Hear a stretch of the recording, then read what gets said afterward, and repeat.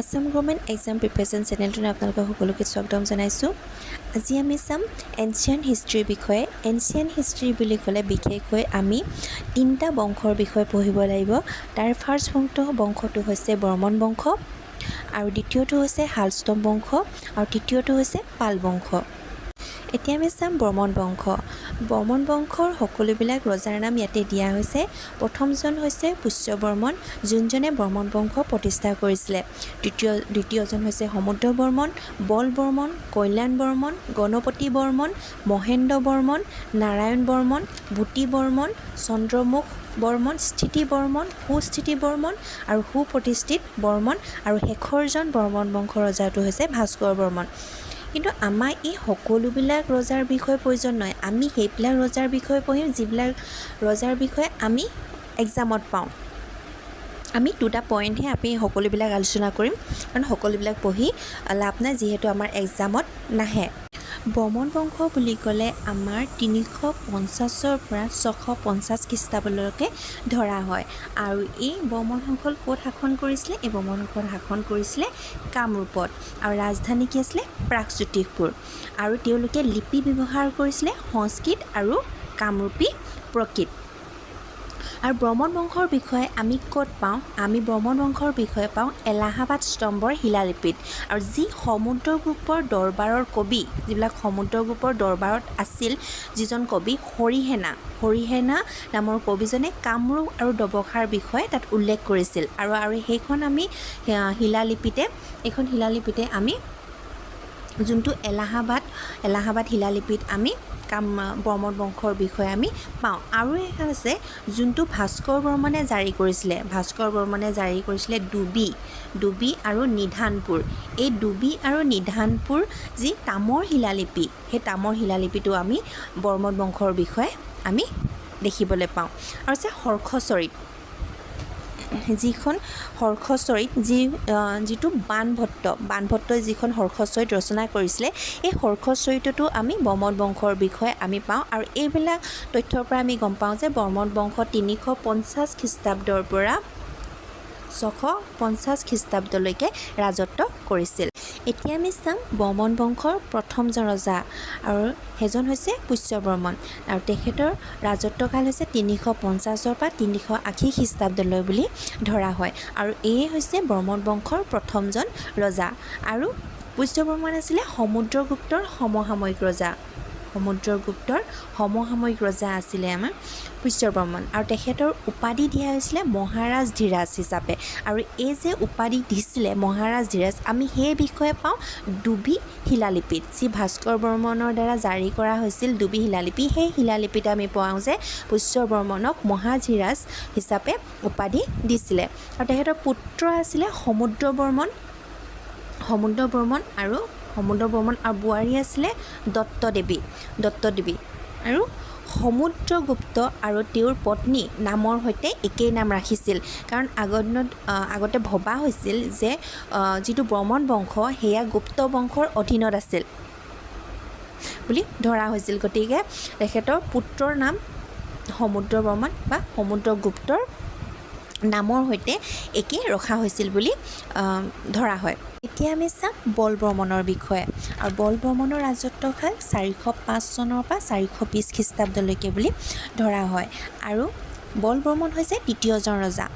আৰু ইয়াত আমি চাবলগীয়াটো হৈছে যে তেওঁৰ কন্যা অমৃতপ্ৰভাই মেঘবাহন, যোনটো তেওঁৰ কন্যা কোন আছিলে? অমৃতপ্ৰভা। কাৰ লগত? মেঘবাহন কোন আছিলে? কাশ্মীৰৰ ৰজাৰ লগত বিবাহ পাশত আবদ্ধ হয়, এযোৰ নাম আছিলে মেঘবাহন। আৰু ইয়াৰ বিষয়ে এই বিবাহৰ বিষয়ে আমি ৰাজতৰংগিনী কলহনা হৈছে কাশ্মীৰৰ এজন বিখ্যাত কবি। আৰু সেই কবিজনে ৰাজতৰংগিনীত এই অমৃতপ্ৰভা আৰু মেঘবাহনৰ বিয়াৰ বিষয়ে উল্লেখ কৰিছে। অমৃতপ্ৰভাই যেতিয়া বিয়া হৈছিল তেতিয়া এজন তিব্বতীয় বৌদ্ধ পণ্ডিত, যাৰ নাম হৈছে স্তনপাক, আৰু তেখেতক ক'লে কাশ্মীৰলৈ লৈ গৈছিল, যিজন বল বৰ্মনৰ দৰবাৰত আছিল। বল বৰ্মনৰ দৰবাৰত থকা স্তনপাকক অমৃতপ্ৰভাই তেখেতৰ কাশ্মীৰলৈ লৈ গৈছিল। এতিয়া আমি চাম কল্যাণ বৰ্মন। কল্যাণ বৰ্মনৰ সময়সীমা 420 পৰা 440 খ্ৰীষ্টাব্দলৈকে ধৰা হয় আৰু এই বৰ্মন বংশৰ চতুৰ্থতম ৰজা হয় আৰু এই ৰজাজনে প্ৰথম কি কৰিছিলে, এই ৰজাজনে প্ৰথম যিয়ে চীনলৈ ৰাষ্ট্ৰদূত পঠিয়াইছিলে। কাৰণ আগতে এখন ৰজাই এখন দেশৰ পৰা আন এখন দেশলৈ ৰাষ্ট্ৰদূত পঠাইছিলে, যাতে তেওঁলোকৰ কালচাৰখিনি বা তেখেতসকলৰ যি ৰুল, সেই ৰেগুলেশ্যন সেইখিনি যাতে জানিব পাৰে। সেইকাৰণে তেখেতে এখন দেশৰ পৰা আন এটা ৰাজ্যৰ পৰা আন এটা ৰাজ্যলৈ তেখেতসকলে ৰাজদূত পঠাইছিলে। আৰু ঠিক তেনেদৰে বৰ্মন বংশৰ প্ৰথমজন ৰজা হৈছে কল্যাণ বৰ্মন, যিয়ে চীনলৈ প্ৰথম ৰাজদূত পঠিয়াইছিল।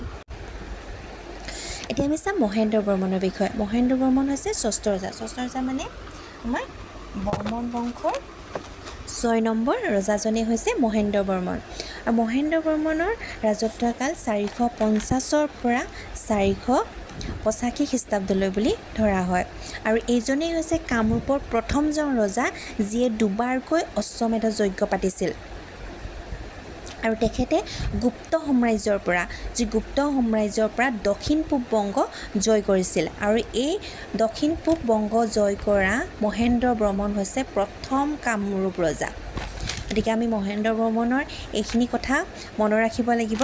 সেইটো পৰীক্ষাত অহা দেখা যায় যে কামৰূপৰ প্ৰথমজন ৰজা কোন হয়, যিনে অশ্বমেধ যজ্ঞ পাতিছিল। তেতিয়া আমি চাব লাগিব মহেন্দ্ৰ বৰ্মন হৈছে কামৰূপৰ প্ৰথমজন ৰজা, যিয়ে দুবাৰকৈ অশ্বমেধ যজ্ঞ পাতিছিল। আৰু তেখেতে হৈছে কামৰূপৰ প্ৰথমজন ৰজা, যি গুপ্ত সাম্ৰাজ্যৰ পৰা দক্ষিণ পূব বংগ জয় কৰিছিল। আমি চাম ভূতি বৰ্মনৰ বিষয়ে। ভূতি বৰ্মন হৈছে আত্মৰজা, মানে 8 নম্বৰ ৰজা হৈছে ভূতি বৰ্মন। তেখেতৰ ৰাজত্বকাল হৈছে 510 চনৰ পৰা 550 খ্ৰীষ্টাব্দলৈ। আৰু ভূতি বৰ্মনক মহাভূত বৰ্মন নামেৰেও জনা যায়। আৰু তেখেতে 550 খ্ৰীষ্টাব্দত পুত্ৰবৰ্ধন সেয়া জয় কৰিছিল। আৰু তেখেতক উপাধি দিয়া হৈছিল পৰম ভট্টৰক মহাৰাজা ধীৰাজ। আমি এইখিনি কথা মনত ৰাখিব লাগিব। সুস্থিত বৰ্মন হৈছে 11 নম্বৰ ৰজা আৰু সুপ্ৰতিষ্ঠিত বৰ্মন আৰু ভাস্কৰ বৰ্মনৰ পিতৃ আছিল। গতিকে সুস্থিত বৰ্মনৰ দুটা পুত্ৰ আছিল। সেইটো পুত্ৰ হৈছে সুপ্ৰতিষ্ঠিত বৰ্মন আৰু ভাস্কৰ বৰ্মন। তো তেখেতৰ দেউতাক আছিলে সুস্থিত বৰ্মন। আৰু তেখেতক আন এটা নামেৰে জনা যায়, সেইটো হৈছে মৃগাংক, যি আমি হৰ্ষ চৰিত্ৰত উল্লেখ আছে যে তেখেতৰ সুস্থিত বৰ্মনক মৃগাংক নামেৰেও জনা যায়। এই বিষয়ে আমি হৰ্ষ চৰিত পুথিত দেখিবলৈ পাওঁ। আৰু তাক মহাসেন গুপ্ত শাসক যোনটো মহাসেন গুপ্তই তেখেতক হত্যা কৰিছিল। সুস্থিত বৰ্মনক কোনে হত্যা কৰিছিলে? মহাসেন গুপ্তই, যি গুপ্ত বংশৰ তেখেতে মহাসেন গুপ্তই সুস্থিত বৰ্মনক হত্যা কৰিছিল। আৰু সুস্থিত বৰ্মনক হত্যা কৰি যি এই পুত্ৰবৰ্ধন যি সেয়া হেৰুৱাব লগা হৈছিল, যে সুস্থিত বৰ্মনক হত্যা কৰি এই পুত্ৰবৰ্ধন নিজৰ শাসনলৈ আকৌ পুনৰ ঘূৰাই আনিছিল। আৰু তেওঁৰ মৃত্যুৰ পিছত, আজি সুস্থিত বৰ্মনৰ মৃত্যুৰ পিছত তেওঁৰ দুই পুত্ৰ কোনো সুপ্ৰতিষ্ঠিত বৰ্মন আৰু ভাস্কৰ বৰ্মনকো পৰাস্ত কৰিছিল। আৰু পৰাস্ত কৰি সুপ্ৰতিষ্ঠিত বৰ্মনক হত্যা কৰিছিল। তো সুপ্ৰতিষ্ঠিত বৰ্মনক কোনে হত্যা কৰিছিল? সুপ্ৰতিষ্ঠিত বৰ্মনক হত্যা কৰিছিল মহাসেন গুপ্তই। এতিয়া পিছত ভাস্কৰ বৰ্মন হৈছে ত্ৰয়োদশ ৰজা বা শেষৰজন ৰজা। বৰ্মন বংশৰ শেষৰজন ৰজা হৈছে ভাস্কৰ বৰ্মন। আমাৰ মতে কুৱেশ্যনত আমি দেখিবলৈ পোৱা যাওঁ যে আমাৰ বংশৰ যিবিলাক বংশৰ প্ৰথমজন ৰজা কোনে প্ৰতিষ্ঠা কৰিছিল আৰু শেষৰজন ৰজাৰ বিষয়ে সোধে। গতিকে আমাৰ শেষৰজন ৰজা বৰ্মন বংশৰ হৈছে কুমাৰ ভাস্কৰ বৰ্মন। আৰু কুমাৰ ভাস্কৰ বৰ্মন বুলি এইকাৰণেই কোৱা হৈছিল কাৰণ তেখেতে বিয়া পতা নাছিল। গতিকে তেখেতক কুমাৰ ভাস্কৰ বৰ্মন হিচাপে বুলি জনা যায়। আৰু তেখেতৰ সময়সীমা 594 চনৰ পৰা 650 খ্ৰীষ্টাব্দলৈকে ধৰা হয়। আৰু হৰ্ষবৰ্ধন, যি কনৌজ আৰু থানেশ্বৰ ৰজা কোন আছিলে? হৰ্ষবৰ্ধন, যি হৰ্ষবৰ্ধন এই হৰ্ষবৰ্ধনৰ সৈতে মিত্ৰতা কৰি ভাস্কৰ বৰ্মনে হৰ্ষবৰ্ধন যি থানেশ্বৰ আৰু কনৌজৰ ৰজা আছিল তেখেতৰ সৈতে মিত্ৰতা কৰি কি হৈছিলে গৌড়ৰ শাসক শশাংকক যোনটো শশাংকক পৰাস্ত কৰি আকৌ পুনৰ এই পুত্ৰবৰ্ধন ভূখণ্ডক পুনৰ উদ্ধাৰ কৰিছিল যি আমি অলপ আগতে পাইছোঁ যে আমাৰ যি সুস্থিত বৰ্মনক হত্যা কৰি মহাসেন গুপ্তই যি এই পুত্ৰবৰ্ধন ভূখণ্ড যে আকৌ ঘূৰাই লৈছিল সেই ঘূৰাই লোৱা পুত্ৰবৰ্ধন ভূখণ্ডক পুনৰ ভাস্কৰ বৰ্মনে এই হৰ্ষবৰ্ধনৰ লগত মিত্ৰতা কৰি পিনি শশাংকক পৰাস্ত কৰি পিনি পুনৰ এই ভূখণ্ড নিজৰ অধীনলৈ আনিছিল ভাস্কৰ আৰু হৰ্ষৰ বন্ধুত্বৰ প্ৰস্তাৱ লৈ এই কুৱেশ্যনটো আমি দেখিবলৈ পোৱা যায়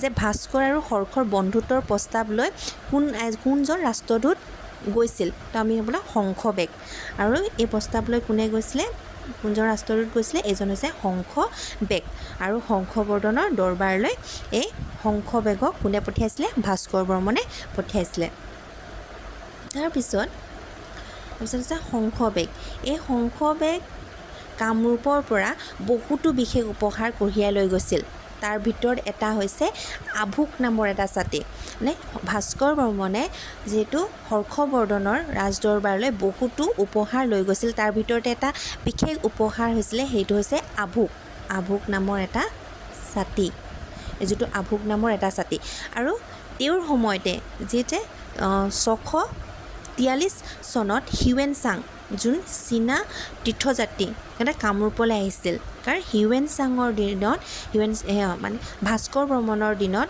হিউৱেন-চাং যোন চীনা তীৰ্থযাত্ৰী তেওঁ কামৰূপলৈ আহিছিল আৰু কাৰ অনুৰোধত আহিছিল এই কাৰ অনুৰোধ হৈছিলে যোনটো শিলভদ্ৰৰ অনুৰোধত হিউৱেন-চাং আমাৰ অসমলৈ বা কামৰূপলৈ আহিছিল আৰু হিউৱেন-চাঙে যিহেতু হিউৱেন-চাং অসমলৈ আহিছিল গতিকে ভাস্কৰ বৰ্মনে হিউৱেন-চাঙক বহুতো উপহাৰ দিছিল তাৰ ভিতৰতে হিউৱেন-চাঙে কেৱল একমাত্ৰ উপহাৰটোহে একমাত্ৰ যোনটো জন্তুৰ ছালেৰে নিৰ্মিত যাক কোৱা হয় শলালী সেই শলালী নামৰ এই নুমাল টুপিটোহে কেৱল গ্ৰহণ কৰিছিলে মানে হিউৱেন-চাঙে তাৰ পৰা ভাস্কৰ বৰ্মনৰ বিষয়ে আৰু হিউৱেন-চাঙে যেতিয়া কামৰূপলৈ আহিছিলে তেতিয়া হিউৱেন-চাঙে কামৰূপৰ ওপৰত এখন কিতাপ লিখিছিলে আৰু সেই কিতাপখন হৈছে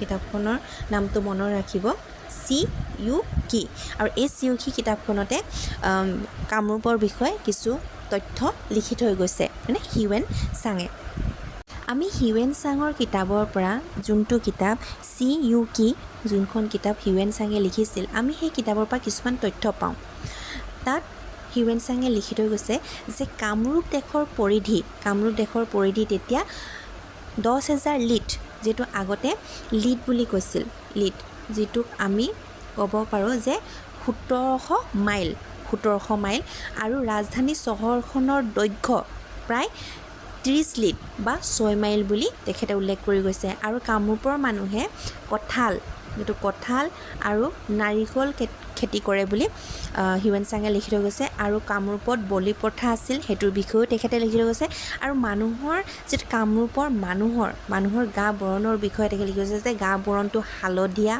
আৰু চুটি চাপৰ বুলি তেখেতৰ কিতাপত উল্লেখ কৰি গৈছে এতিয়া আমি চাম দ্বিতীয়টো বংশ এই দ্বিতীয়টো বংশ হৈছে শালস্তম্ভ বংশ আৰু ইয়াৰ সময়সীমা 650 পৰা 990 খ্ৰীষ্টাব্দলৈ বুলি ধৰা হয় আৰু ভাস্কৰ বৰ্মনৰ মৃত্যুৰ পিছত ভাস্কৰ বৰ্মন যিয়ে বৰ্মন বংশৰ শেষৰজন ৰজা ভাস্কৰ বৰ্মনৰ মৃত্যুৰ পিছতে 650 খ্ৰীষ্টাব্দত এটা নতুন বংশ প্ৰতিষ্ঠিত হয় এইখনেই হৈছে শালস্তম্ভ বংশ যি কামৰূপৰ শাসনত আহে এই বংশত মুঠ 21 জন ৰজাই শাসন কৰিছিল 21 জন ৰজাই শাসন কৰিছিল তাৰ আমি সকলোবিলাক ৰজাৰ বিষয়ে আমাৰ যেহেতু আমি পৰীক্ষাত দেখিবলৈ নাপাওঁ গতিকে আমি সকলোবিলাক ৰজাৰ বিষয়ে পঢ়িব নালাগে তাৰে কিছুমান ৰজা আছে যাৰ বিষয়ে আমি পঢ়িব লাগিব আৰু সেই কিছুমান বিখ্যাত ৰজাবোৰ হৈছে শালস্তম্ভৰ বিষয়ে পঢ়িব লাগিব যিয়ে আমাৰ শালস্তম্ভ বংশটো প্ৰতিষ্ঠা কৰিছিল আৰু হৰ্ষদেৱ বল বৰ্মন হজৰা বৰ্মন বনমালা বৰ্মন জয়মালা ৰত্নস্তম্ভ যাক জয়মালাকে ৰত্নস্তম্ভ বুলি জনা যায় বল বৰ্মান আৰু আমাৰ শালস্তম্ভৰ শেষৰজন ৰজা হৈছে ত্যাগসিং গতিকে আমাৰ প্ৰথমজন যোনে শালস্তম্ভ বংশ প্ৰতিষ্ঠা কৰিছিলে আৰু শালস্তম্ভ বংশৰ শেষৰজন ৰজা আমি সেইটো মনত ৰাখিব লাগিব শালস্তম্ভ বংশৰ শেষৰজন ৰজা হৈছে ত্যাগসিংহ আমি চাম যে শালস্তম্ভ বংশৰ প্ৰথমজন ৰজা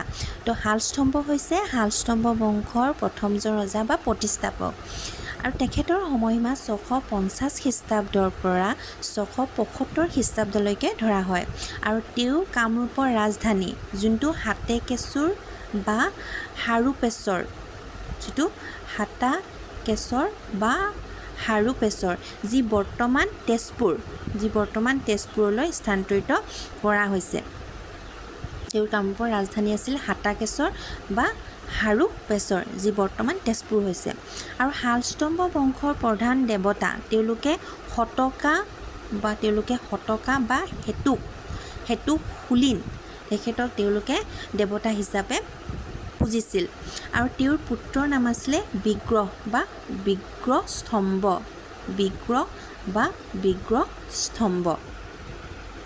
তেওঁ শ্ৰী হৰ্ষদেৱ যাক শ্ৰীহৰ্ষ বা হৰ্ষদেৱ বুলিও জনা যায় আৰু শালস্তম্ভ বংশৰ সৰ্বশ্ৰেষ্ঠ ৰজাজনে হৈছে শ্ৰীহৰ্ষদেৱ তেওঁ 725 চনৰ পৰা 750 খ্ৰীষ্টাব্দলৈকে ৰাজত্ব কৰিছিল আৰু তেওঁৰ কন্যা আছিল ৰাজ্যমতীক বিয়া কৰিছিল নেপালৰ লিচ্ছভিৰ ৰজা কোন জয়দেৱে দ্বিতীয় জয়দেৱে শালস্তম্ভ বংশৰ সৰ্বশ্ৰেষ্ঠ ৰজা শ্ৰী হৰ্ষদেৱৰ কন্যা ৰাজ্যমতীক বিয়া কৰাইছিল আৰু শ্ৰী হৰ্ষদেৱে পুত্ৰবৰ্ধন যি ভূখণ্ড এই ভূখণ্ড পুনৰ উদ্ধাৰ কৰিছিল যে আমি অলপ আগত পাই আহিছোঁ যে সুস্থিত বৰ্মনক হত্যা কৰি যি এই পুত্ৰবৰ্ধন ভূখণ্ডক যি নিজৰ শাসনলৈ আনিছিল এই পুত্ৰবৰ্ধন ভূখণ্ডক পুনৰ হৰ্ষদেৱে নিজৰ শাসনলৈ আনিছিল আৰু তেওঁ শৈলবংশৰ শাসকক পৰাস্ত কৰি যি সেই সময়তে শ্ৰী হৰ্ষদেৱৰ সময়তে শৈলবংশ বুলি এটা বংশ আছিলে আৰু সেই বংশৰ যি শাসকক পৰাস্ত কৰি কলিংগ যি বৰ্তমান উৰিষ্যা আৰু কোশল যি বৰ্তমান বিহাৰৰ সেই অঞ্চলটোক নিজৰ অধীনলৈ আনিছিল তাৰপিছত তেওঁ দ্বিতীয়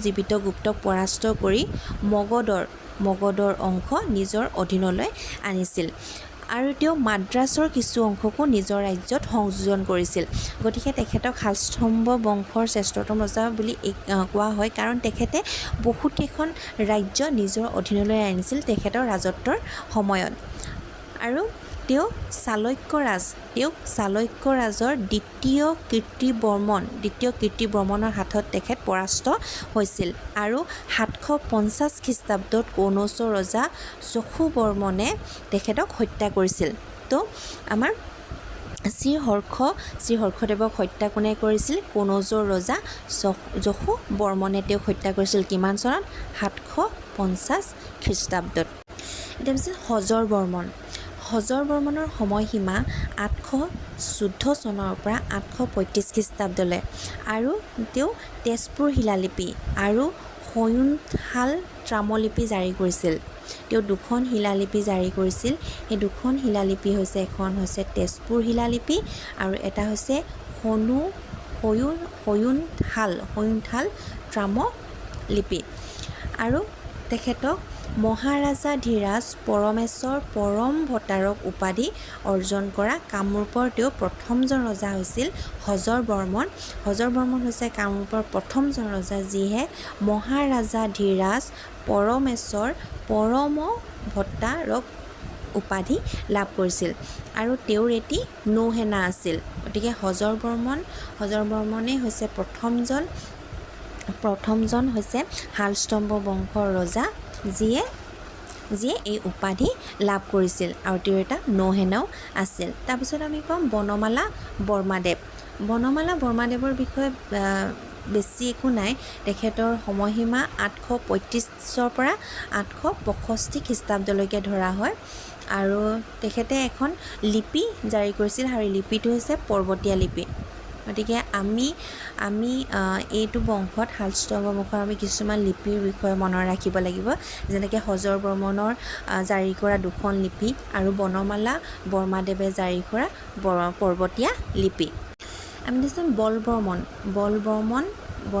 বলবৰ্মনৰ সময়সীমা 885 চনৰ পৰা 910 খ্ৰীষ্টাব্দলৈ আৰু তেওঁ 3খন ত্ৰামলিপি জাৰি কৰিছিল। এটা হৈছে উত্তৰ বৰবিল, নগাঁও লিপি আৰু উলুবাৰী লিপি।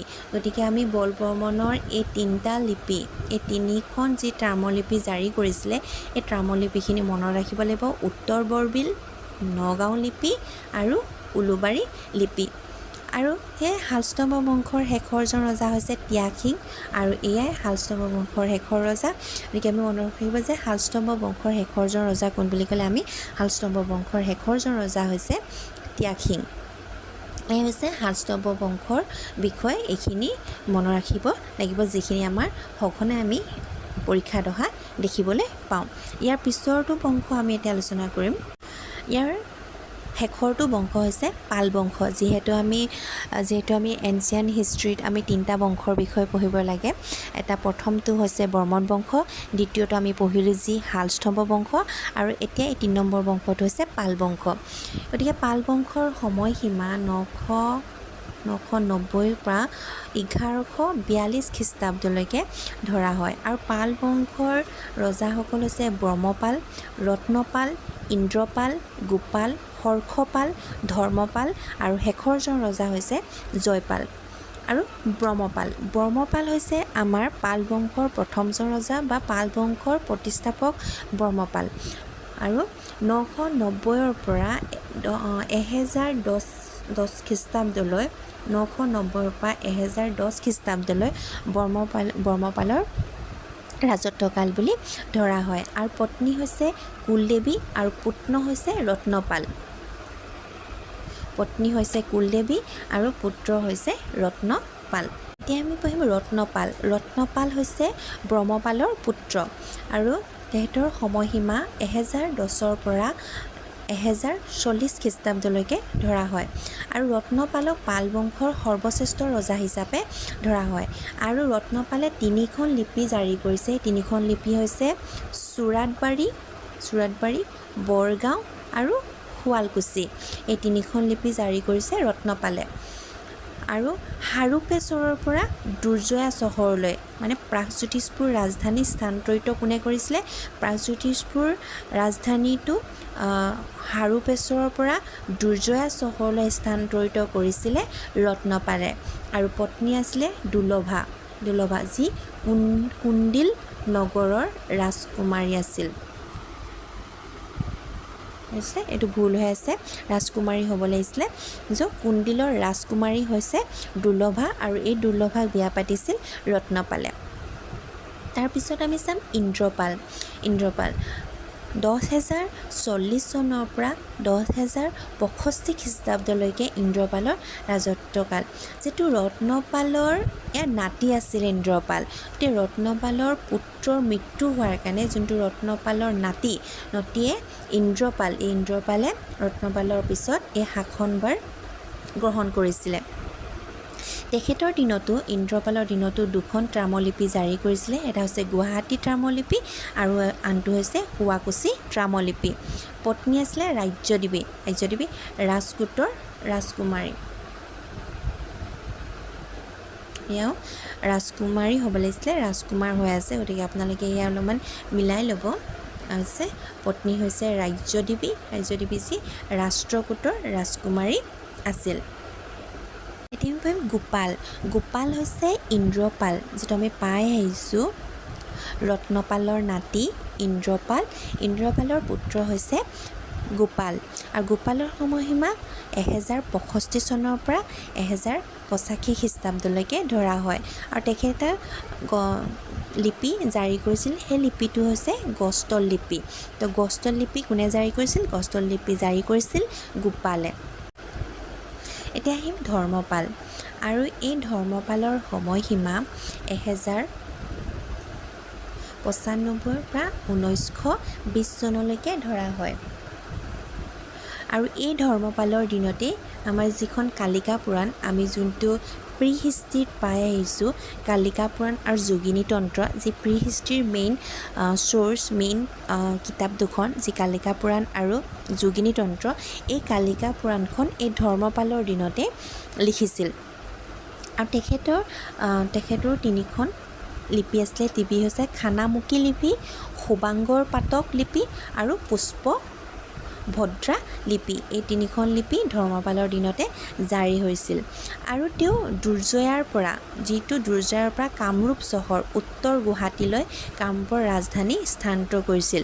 যি তেওঁ দুৰ্জয়াৰ পৰা এই ৰাজধানী যিটো উত্তৰ গুৱাহাটী কামৰূপলৈ স্থানান্তৰিত কৰিছিল ধৰ্মপালে। এতিয়া আমি পঢ়িম জয়পালৰ বিষয়ে। জয়পাল হৈছে পাল বংশৰ শেষ ৰজা। শেষৰজন ৰজা হৈছে জয়পাল। আৰু জয়পালৰ সময়সীমা 1120 পৰা 1142 খ্ৰীষ্টাব্দলৈকে ধৰা হয়। আৰু যি মদন কামদেৱ মন্দিৰ, এই মদন কামদেৱ মন্দিৰ জয়পালৰ দিনতে নিৰ্মাণ কৰা হৈছিল বুলি ধৰা হয়। গতিকে আমি এয়া এনচিয়েণ্ট হিষ্ট্ৰীত আমি 3টা বংশৰ বিষয়ে পঢ়িলোঁ। যিটো আজি এনচিয়েণ্ট হিষ্ট্ৰী সকলোবিলাক আজি কমপ্লিট হৈ গ'ল। তো আমি ইয়াৰ পিছত আমি চাহিম মিডিয়েভেল হিষ্ট্ৰীৰ বিষয়ে আমি পঢ়িম। গতিকে আমি নেক্সট ভিডিঅ'ত আমি মিডিয়েভেল হিষ্ট্ৰী লৈ আহিম। আজিৰ ভিডিঅ'টো ইমানেই। যদিহে আপোনালোকে ভিডিঅ'টো চাই ভাল পাইছে তেনেহ'লে লাইক, কমেণ্ট আৰু শ্বেয়াৰ কৰি দিব। আৰু চেনেলটোত যদিহে নতুনকৈ আহিছে তেনেহ'লে চেনেলটো ছাবস্ক্ৰাইব কৰি দিব। Thank U.